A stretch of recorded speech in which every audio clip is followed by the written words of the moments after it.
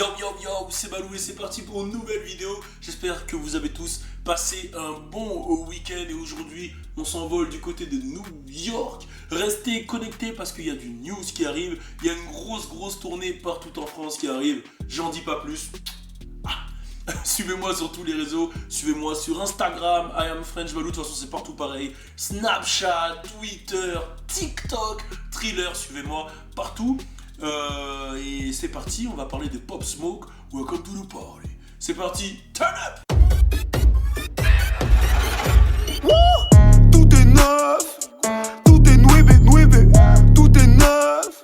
Bon alors on va parler du phénomène Pop Smoke parce qu'il est en train de prendre partout, ça prend super bien en France, hein, je vois ça, ça prend à l'international et je me suis dit parce que c'était un peu le débat du moment, je voyais un peu les tweets un peu partout, il y a Lil TJ qui s'était proclamé King de New York, il y a 6ix9ine à l'époque qui s'était proclamé King de New York, il y a A-Boogie qui s'est plaint il n'y a pas longtemps que tout le monde reprenait un peu son flow et que personne ne le créditait. Je pense que c'était un peu un petit pic à Lil TJ, mais A-Boogie aussi est dans la course des mecs les plus chauds de New York. Et là, il y a Pop Smoke qui arrive et qui braque vraiment tout. Alors il y a son projet, bon après je sais pas si ça va vendre, mais il y a son projet Meet the Woo 2 qui est sorti, qui est cool. Moi je vais donner mon avis après, d'abord je vais parler un peu de Spock Pop, de Pop Smoke. Donc alors, on va rentrer dans le délire de Pop Smoke. Il est arrivé fort en 2019, ce qu'il a fait péter clairement c'est Welcome to the Party. Voilà ce morceau qui a cartonné, qui a été remixé. Il vient de New York, il est très jeune. Il a 20 ans, ça m'a choqué, parce qu'on dirait qu'il est plus vieux que moi, le mec, il a que 20 ans. Donc quand il a sorti Welcome to the Party, il avait 19 ans. Il est jamaïcain, il vient de Jamaïque et de Panama.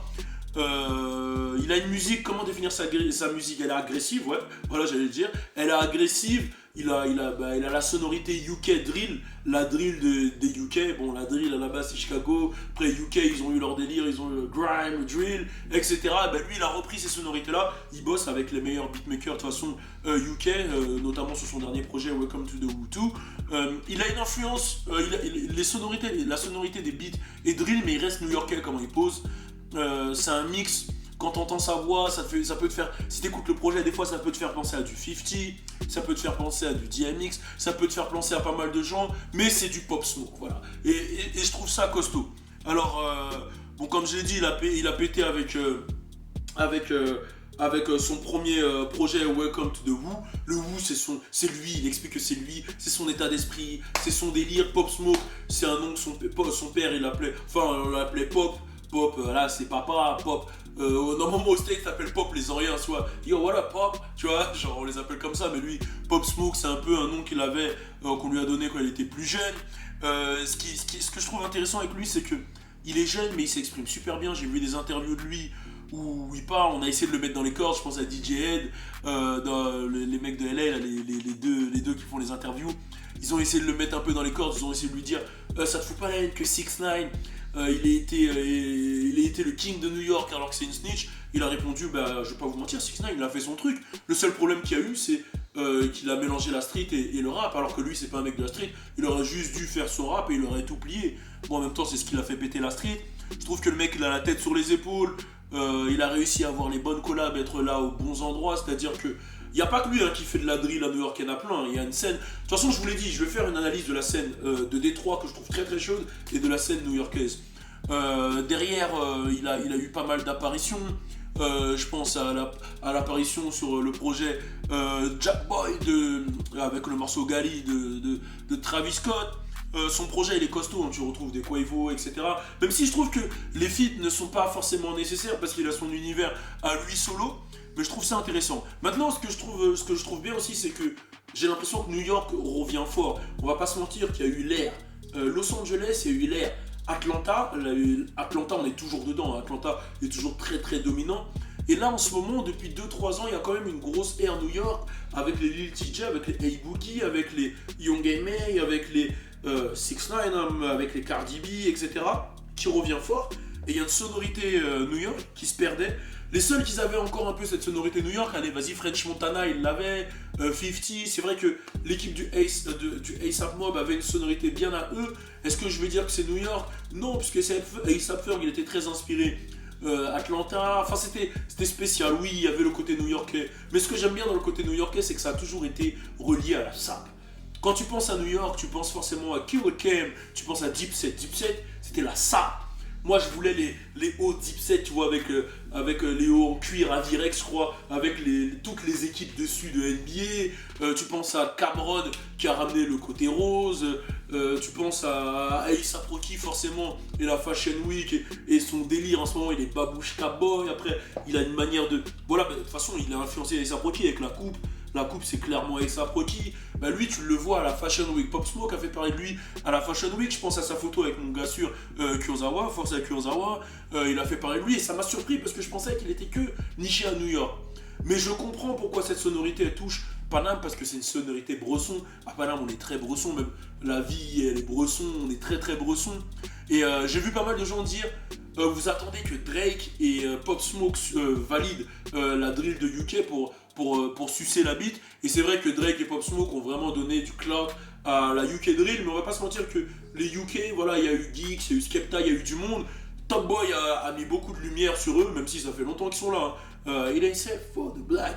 Bon, voilà. Moi, j'ai jamais été très fan de la UK drill, je vais pas mentir. Je vais pas faire le mec, j'en ai jamais vraiment parlé. Je suis pas super fan.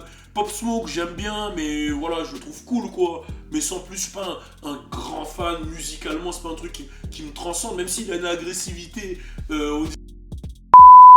Et là, c'est un truc de ouf ce qui vient de se passer. J'ai parlé pendant 10 minutes encore tout seul parce qu'en fait, on m'a appelé. Voilà, je fais ma vidéo tout seul. On m'a appelé et ça a coupé. Voilà. Donc, je refais. Donc, je disais. C'est une dinguerie. Je disais Pop Smoke.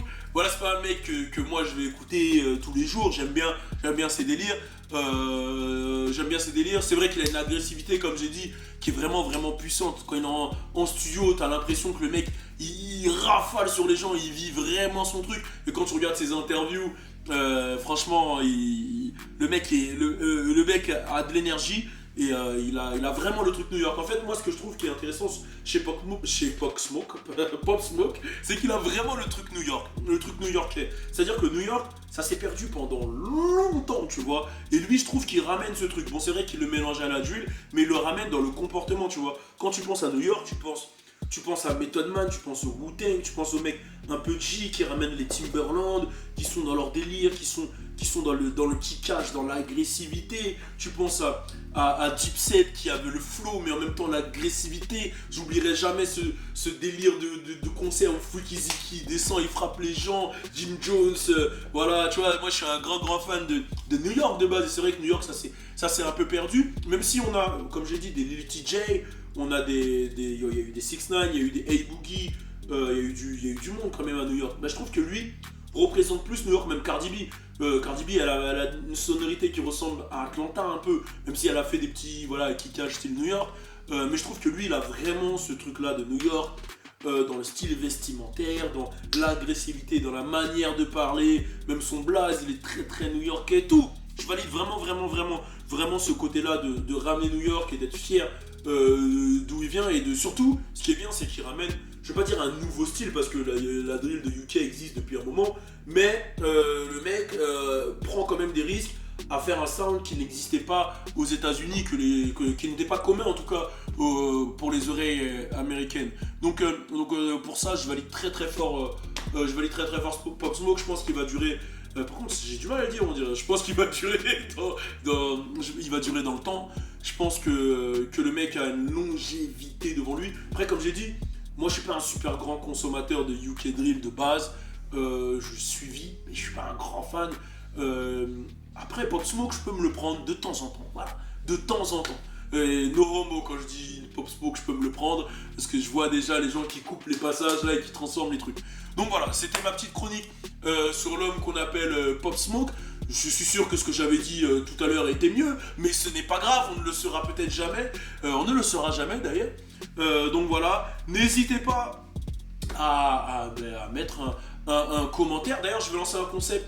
Demande à Balou, c'est simple, ça va être sur Twitter, tu utilises le hashtag demande à Balou pour me proposer des sujets musicaux, des sujets de nouvelle génération. Et aussi, j'aimerais bien beaucoup faire des sujets sur de l'entrepreneuriat, parce que c'est ce que je représente et c'est ce que je vis au quotidien. Si je peux répondre à des questions, ça peut être intéressant. Donc je vous ferai un shout-out, choisis ta question et j'y réponds en vidéo. Abonnez-vous à ma playlist YouTube pour retrouver des nouveaux comme Pop Smoke. Nouveau, bah oui, il a 19 ans, il est jeune. Abonnez-vous à Rapfire pour toute la nouvelle... Enfin, YouTube, c'est la nouvelle génération. Rapfire, c'est le mainstream. Et welcome to the party. Wouh!